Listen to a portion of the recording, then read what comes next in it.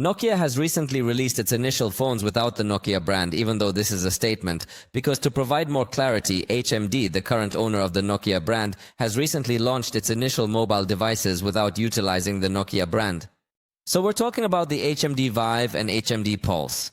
These devices are entry-level, so they're basic, but let me tell you about their specifications and features that make them suitable for beginners. Actually, HMD Pulse is a family that consists of the base model, the Plus model, and the Pro model. The base model has a unit SoC-T as its processor, along with 4 GB of RAM and a 6.56-inch screen.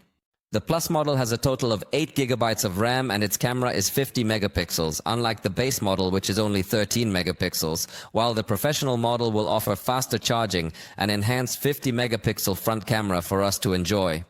Their prices are €139, €159 and €179 respectively. HMD ensures that these devices possess a high level of repairability in order to be sustainable with the environment. On the other hand, the HMD Vibe model is a device aimed at the US with Snapdragon 680 processor, 6 GB of RAM, 6.56-inch screen with 90 Hz, 13 megapixel rear camera, 4000 mAh battery, USB-C port, also has a headphone jack and comes with Android 14 factory installed.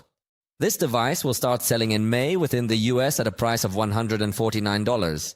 But remember that prices here are not the same as there.